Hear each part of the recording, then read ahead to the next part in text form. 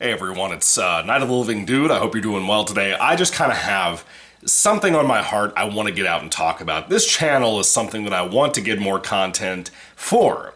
But the problem is I don't really know how to cover that, and after being sick for like 4 weeks, I basically had enough time during Christmas and New Year's and the beginning of January 2024 to really think about my opinions of a lot of stuff, mainly with physical media, and I already love physical media. You guys know that. You can see all the Goosebumps books and Stephen King novels and shit behind me, and I think a lot of my focus was on the fact that this channel, and just any of my channels really, my Goosebumps channel, my book review channel, all of it, are things that I wanted to make content for, especially when I was at my sickest and I had so much time off from work, but I just physically couldn't do it.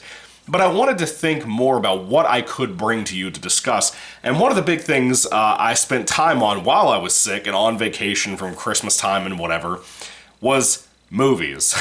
Now, I love movies. Many of you guys know that. I like books too, but I'm in a big reading rut right now. Got a few different things I'm reading, but I'm just not into it. But I love movies. I always have, I always will, except for newer stuff. And that's kind of my topic that I bring to you after I sat through Exorcist Believer for $5 on streaming, and then I sat through Transformers Rise of the Beast for $5 on streaming. Let's see, last week and during Christmas break, I rented Indy 5, Dial of Destiny, and it was... Jesus. I saw so many bad movies from 2023 in the last few weeks while I've been sick and I didn't have a voice enough to talk about these things that I can't express to you enough how much I have concluded after one particular movie that I watched on my vacation that I got as a Christmas present from my wife. It's one that I really wanted because I've been getting into the games again. This movie is from those games, but I had something I wanted to tell you about. And I think this really matters because a lot of people don't seem to understand where people like myself come from about modern day cinema, movies, film, whatever you would like to call the shit in the most pretentious of ways or most film bro of ways. Movies have gotten truly awful at this point. And let me tell you, my wife got me a copy of a 2014 film called Need for Speed, starring Aaron Paul. Remember how they've been talking about a sequel for years, and apparently the sequel is still in production, with or without Aaron Paul. Need for Speed came out in 2014 based on those video games. And watching this 2014 film that I saw one time when it came out, I had a DVD of it that I got for probably around Christmas of that time or a birthday or something. Didn't like it that much, got rid of it, because it was considered pretty, sometimes bad, sometimes meh. I wasn't crazy about it at the time and just kind of got rid of it. 2014 was in the peak of the MCU era. I think it was the same year we had Guardians 1 and like Guardians of the Galaxy 1. And also Captain America the Winter Soldier. It was really when we started to see the love and passion put into the MCU because I wasn't an Avengers fan. That was at a time 2 years before, well, 1 year after Man of Steel, but 2 years before Batman vs. Superman, which I like a lot and a lot of people hate it. But this came out in 2014, and it wasn't really received to the best of critical reviews. Now, one other film I forgot to mention that I also got for Christmas was from my mom and my grandfather. It's from a series that I love deeply. It has its rough films like Part 2, but I really love the franchise, and this was not the worst thing ever, but it was one of the least offensive films I saw in 2023, and that film is Insidious: The Red Door. I'm a big Insidious guy. This was a nice closing off for the Lambert family portion of Insidious, and maybe even the entire franchise, the way Patrick Wilson kind of wrote up for the actual film and the synopsis and whatever when it was being advertised, and then after it came out. If this was the last Insidious film ever, I would be kind of surprised, but I would also not be surprised, and I would kind of be okay and content with it, but this film offered almost nothing. Yeah, it's okay and it's shooting, but it feels amateur, right? And I hate to say that because I want Patrick Wilson to succeed, and I'm glad they pretty much got every actor and actress back in that family to play the Lamberts again. That was nice. I liked some of the directions they went with these characters and the discussions and what they did. But was it creepy? Was it memorable? Hell no. Absolutely not. And I was like the only person on the planet looking forward to this for the last 2 or 3 years since it was announced. Remember, there was a rumor there that James Wan was going to come back and do this, and it never happened. But Insidious: The Red Door was such a letdown to me, but it wasn't anywhere as awful as Exorcist Believer, which never looked good to me, Transformers Rise of the Beast, which I was excited for, what else? What else did I mention? Dial of Destiny. awful. Truly the worst Indiana Jones film ever, and I'm not even a big indie guy to begin with. It was worse than Crystal Skull, in my opinion. And I haven't seen that but like one time in my entire life, and I never touched it again. But I just cannot believe how horrible movies have gotten. The only couple of things that I loved in 2023 was Gran Turismo, which was easily my favorite movie of that year, possibly my favorite of Neil Blomkamp's career. I almost forgot his name. I love District 9, but that one was better. Elysium is good. Fuck Chappie. But Gran Turismo was incredible. I loved that movie. I thought it was so iconic and so great. I've watched it like 3 times at this point. I love it. I own it. Saw X I thought was really good for what it was. I'm a huge Saw fan too. VHS 85 was fine, I guess. It was okay, above average to an extent. Not as good as VHS 99 from the year prior, or 94 the year before that, but it was okay. I feel like there's something else I'm forgetting. I didn't see like Sound of Freedom yet or anything like that, but I plan on watching movies like that. Need for Speed, though, after I watched, pretty much on the same night as Insidious: The Red Door. Need for Speed is a 2014 film. It's been 9 years, now 10, I guess, as of it being 2024. Need for Speed was so enjoyable when I watched it this second time. And I don't know if it's because my bar is so low now because of how awful movies have gotten. Like Saw X, I thought was the weakest of the Saw films at this point, aside from Spiral and, Saw Chapter 7, the final chapter, whatever you want to call that piece of crap. That's also, now that I've rewatched that this year for like the first time in forever, I liked that more than I liked it back in the day, and it's better than most things I saw this year. But anyway, Need for Speed is not as much of a racing movie as the games are racing video games. It's very story heavy about Aaron Paul and one of his best friend, not really his brother, but kind of like his the spiritual little brother type of thing.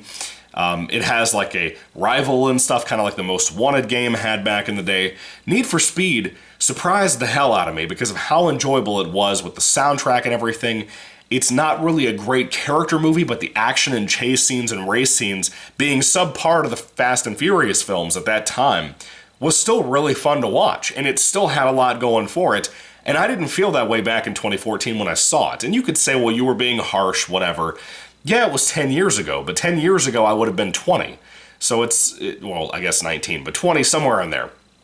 And I still think that at the time, it was considered pretty much a bad film from what I see online, the reviews I see people discuss about it still to this day, and yet I liked it almost more than anything I saw this year, aside from obvious ones like Gran Turismo that I think was a masterpiece, or even Saw X that I thought was really good for what it was, as I've been mentioning. I've been on a hook after watching Need for Speed of watching like the 2010, 2015, 2016 movies that I missed out on, just to compare it with what's coming out now. And I'm telling you, dude, I've been finding hit after hit recently. I've been going back and watching older films, obviously, like I always do anyway. Most of my collection are older movies that have been around for decades now. And I'm a big physical media guy, so I have so much laying around that I haven't even watched yet. And I want to make some videos about some of those recent discoveries of good and bad and whatever, just to kind of throw some recommendations your way in case you care. But it's a shame when you go back to a mediocre film in 2014 and it is so good compared to how bad movies are right now. It's kind of like when you look at the 1970s, which I'm not really a fan of, or even the 60s for that matter, which I'm also not really a big fan of. Even horror I'm not a big fan of in those two eras. And you compare them to the 80s, the absolute golden era of the 1980s. It is a shame, what I'm seeing now versus 10 years ago, and how a mediocre film like this little ditty right here could be so good compared to anything that came out this year, essentially. It's a bummer, man. And again, I haven't seen everything this year. Haven't seen recommendations from my friends like Anthony, who told me about Saltburn on Amazon Prime, and I haven't watched it yet. But dude, really think about this. Think about taking some time out to watch something like Need for Speed or anything. If you're happening to be bored recently and you want to check out something that might pique your interest, go back to the 2010s, 2015, somewhere in there, and watch something you never saw, or even better yet, watch something with mediocre, meandering reviews from people on YouTube or whoever, and just check out something from that time, something like Clash of the Titans or whatever, and just kind of test the water and see what I'm talking about. See what you think. See if I'm crazy about this. I just have to know. It can't just be me. It can't just be the constant, agendas and whatever that are pushed into film in Hollywood now. It can't just be that. It's that the movies clearly don't have the talent that they had back then, where a mediocre film from 2014 can be better than most things in 2023 with the advancements in camera work, supposed directing, supposed script writing, supposed CGI, and blah, blah, blah. And yet this was more engaging to the point where even my wife, who does not like movies that much if they're not a Hallmark movie, sat there and watched the majority of Need for Speed and really enjoyed it. And by the end of it was really engaged into it. That is wild to me. So anyway, I would love to hear your thoughts about my ramble down in the comment section down below. What did you think? Have you checked out any of this stuff? Have you tried what I tried about going back and watching some 2010, 2015 films you missed out on or saw once that you weren't impressed with? Was it the same experience I've been having recently? Did you see all the shit from 2023 I mentioned that sucked? I'm not even going to waste time on shit like Barbie.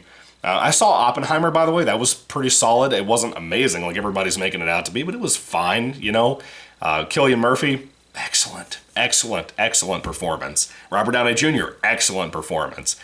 It's a Nolan film, so what do you expect? But even that wasn't as amazing as Nolan 10 years ago. Interstellar, I think, was way better than most of his films, in my opinion. But anyway, with all that being said, I'd love to hear your thoughts and comments about this stuff down in the comment section down below. I may start focusing more on videos about physical media and just my thoughts about different announcements. Like right now, there's a discussion about the Goosebumps 2023 TV show that sucked ass so bad being removed from Hulu, but being strictly on Disney Plus, supposedly. I have this theory that it's going to get willowed and get completely removed. And I really want to discuss that because we're seeing that so much with streaming services that I would love to cover that kind of topic more often, just because I think it matters so much. And it's more valuable, in my opinion, even if it's repetitive, compared to something like, oh, I watched this movie here, and this is my thought, over and over and over again. I know you guys get sick of that. I kind of get sick of that too. If I did it once a week, it wouldn't be a big deal. But dude, I watch so much. And especially right now where I'm not in a reading mood, I watch so much. I probably watch a movie a day at this point. Sometimes too, if I have the time, if it's a 90-minute movie, I might watch 2 in a day. One before work, one after work, because I have the time being on a later shift schedule. Anyway, I'd love to hear everything you have to say down below. Let me know what you think about, I guess, everything I said down in the comments too. Just, reach out, let me know. Anyway, thank you all for watching, guys. God bless you all. I hope your 2024 is going well, and forgive me for being out for so long on making videos because I've been absolutely disgustingly sick. So is my poor wife. Anyway, thank you guys. God bless you again. Goodbye.